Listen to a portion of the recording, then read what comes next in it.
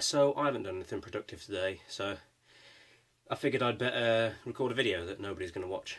I haven't done anything today. I think I've earned a rest, because I haven't really stopped for a breath since Thursday before last. Because I've been a bit busy.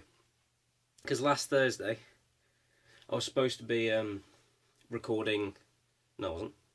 I'm full of shit.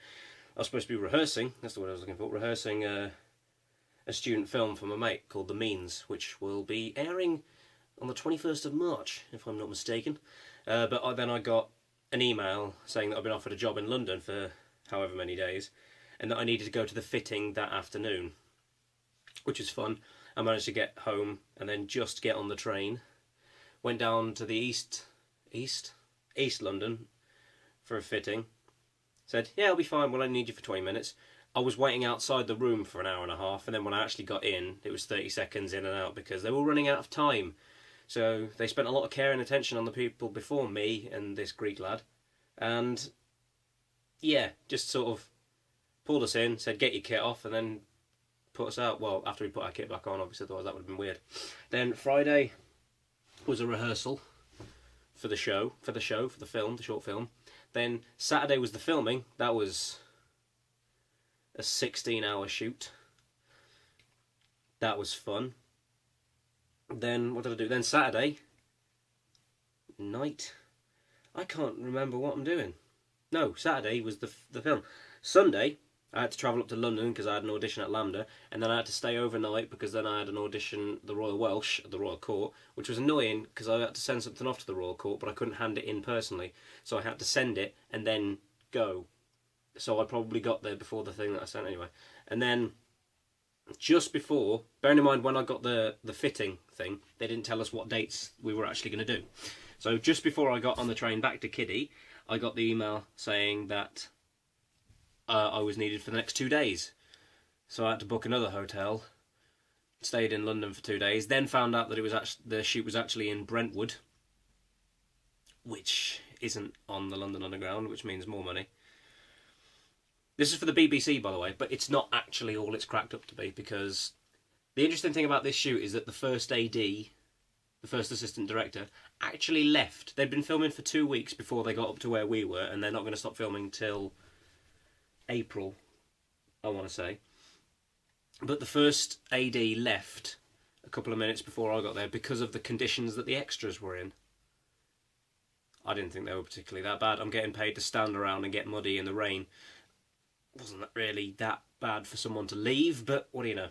Then, when I'd finished that, got back late on the Wednesday. Thursday I was in college 9 till 5.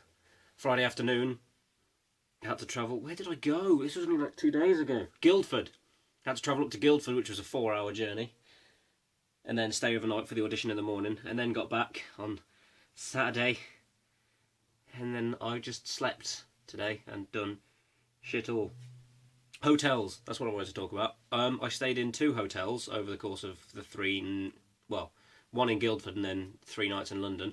First night, for the Lambda Royal Welsh, I stayed in London Marylebone Travelodge, which I don't think I'm ever going to go to again.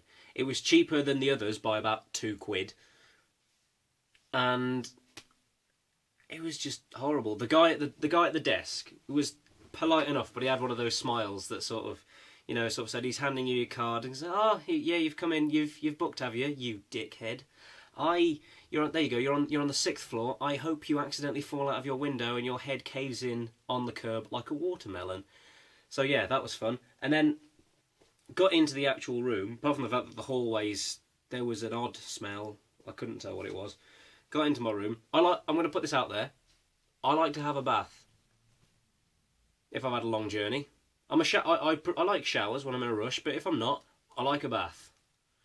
I like to soak in the bath, catch up on YouTube videos. Yeah, couldn't do that because there wasn't a plug for the bath or one for the sink, for that matter. But it turns out it didn't matter because the drains were clogged anyway, so they filled up of their own accord if you held them on for... Yeah.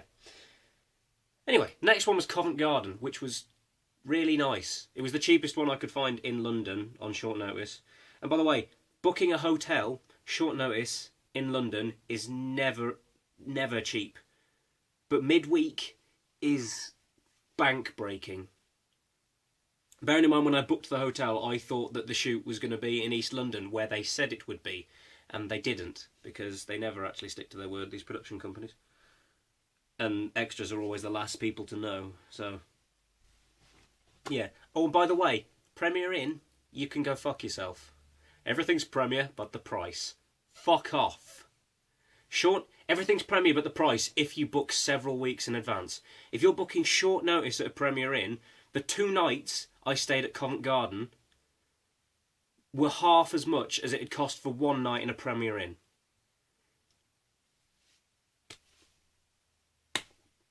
Yeah. I've never even got to stay in a Premier Inn because they're so fucking expensive.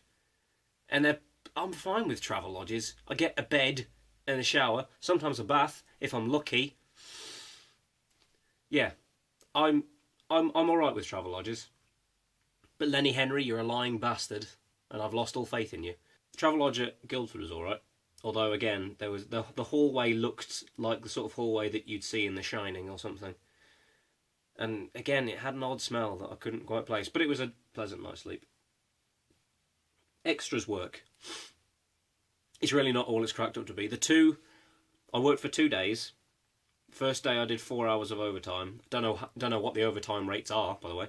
But for the 2 days that I got paid, I could almost cover the travel costs. Not even getting anywhere near how much the hotels cost. It's really not a financially viable hobby at all because I'm severely out of pocket from doing that.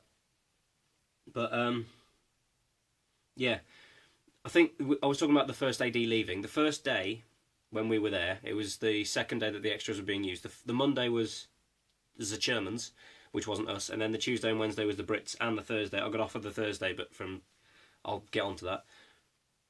Tuesday, they kitted us out in proper World War One gear, so with layers, and they made us wear thermals. So I had a layer of thermals, actual clothes on underneath because it was bloody cold, and then the horrible woolly kit on that they had over the top. And a lot of the time, as extras work is usually, it's just standing around doing nothing. The people who are used to that, or expected that, were fine. The people who weren't wouldn't fucking shut up about it. But the bit where it got slightly unbearable was the 4 hours of overtime, because we started at 10. Started at 8. We were supposed to finish at 6.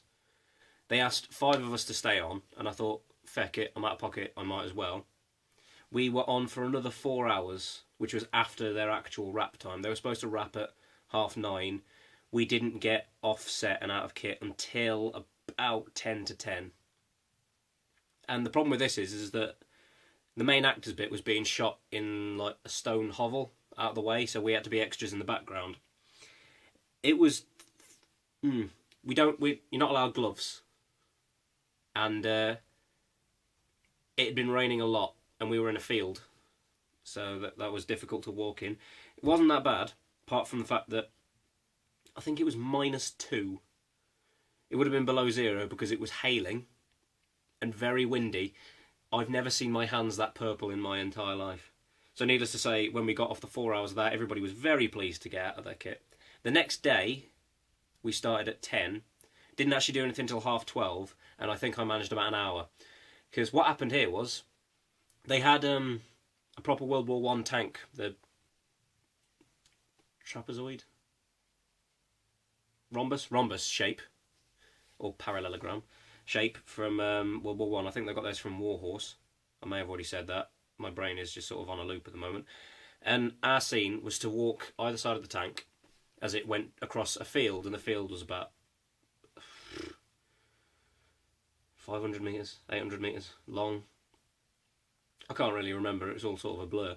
And we had to pretend that we were being shot at after a while. So we ran across the field, managed that bit fine. We got to where the first AD and the director were with the cameraman, and the director said, "Alright, can you guys run through that puddle?" About yay big. And they went, "Yeah, alright then." 2 guys ran through it, and then they pointed at me and said, "Can you run through that big puddle over there?" Now let me just set the scene up for you. When I said it had been raining when we finished, it started raining at about 6:30 the night before, and it didn't stop raining. It was still the same rain from then till about 1 o'clock when we were doing this. First step I took toward, didn't even get close to the puddle. First step I took towards the puddle, completely lost my footing. Still standing, so the next 2 steps were me trying to regain my balance and failing miserably. Thankfully though, they got me close enough to the puddle that I went completely arse over tit into it. It wasn't a shallow puddle either. Head was about this much submerged underwater. And first thing that came off was the helmet, which is comforting in a kit that's supposed to be designed for war. Literally ate the shit. Because when I came out, bear in mind, it was like, it might have been 3 degrees. First thing that I thought when my head came out of the water wasn't the fact that it was 3 degrees and that I was covered in mud and cold, was that there was an overwhelming smell of animal feces. And my face and hair and everything had been just submerged in it. And I said it wasn't a shallow puddle. All 3 layers that I was wearing got absolutely drenched. So they pulled me out of the puddle. It was still rolling, so it might still actually be in the episode. I think it was episode 3. So they pulled me out. The first AD said to me, "Look, it's too cold. You're completely soaked through. You're going to get hypothermia. You have to go back up to the top, get out of the kit. I'm wrapping you." I didn't hear the wrapping bit. I just heard the get out the cold, because I was like, yeah, good idea, because it was unpleasant. Got to the top of the field where the third AD walked past me and said, "Just go back in the back of the van. There's a space heater in there. Just warm off for a bit. I'll come back for you." I was there for an hour and a half, completely drenched through, covered in mud and shit, because she told the third AD that I'd been wrapped. He then didn't tell anybody else, so I was left in the back until the other extras had finished their scene, came back up and just sort of went, "You're supposed to be you got wrapped an hour and a half ago. You should be out of that and back at your hotel by now," which was news to me. The medic who was with me was absolutely fuming. So yeah, that was fun. But yeah, the first AD found out and left because of the conditions that we were being put in, because everybody seemed to forget that we existed. There was one lad, because on the Wednesday we had the Germans as well. He was submerged up to his knees in mud and stuck. And he was left there for about half an hour before they remembered that he was still there. So that was fun. Thanks, Hannah. Big gay beer. Funny thing is that the reason I made this video is because I didn't even want to talk about this. I wanted to talk about lost profits. But how long are we running for? What's the time? 13 minutes. Yeah. Fuck it, might as well. The reason I made this video is because when I was on the tube for the Lambda one, I can't remember what days, I'm just going to say, when I was on the tube for Lambda, I was going through my playlist, as I was, and you don't really pay attention to what you're actually listening to when you're on the tube. It's all just something to keep your sanity going. I'm bleeding on my wrist, brilliant. And I noticed that I hadn't deleted Lost Profits from my phone, my playlist, and my music. And then it got me thinking about, is it that bad if I listen to it? Because I bought the album 5 years ago, before any of the Ian Watkins stuff really surfaced. And I still kind of like the music, but I feel bad listening to it because it's like I'm spiritually supporting, not financially supporting because I've already bought the albums, I've already done that, but sort of spiritually supporting a Fiddy Kiddler. So I'm just wondering what anybody else's thoughts are on it, because I don't really want to delete the music because I kind of like it. I think I was listening to Darkest Blue, which is one of my favourites. Having said that, listening to the lyrics, it gets a little bit weird when you think about what he was actually getting up to, and the lyrics might not have been about that, because I don't want to research it, really, but fucking hell, if it is, it's weird. I mean, it's weird anyway, because he's a Fiddy Kiddler, but still. I don't know. Anybody who really gives that much of a shit, feel free to comment about it. Probably going to lose friends over this. Oh, probably would have lost friends for admitting that I listened to Lost Profits anyway before the Ian Watkins thing, but now everyone's going to think that I'm a paedophile. Which is ironic, because I'm actually a necrophile.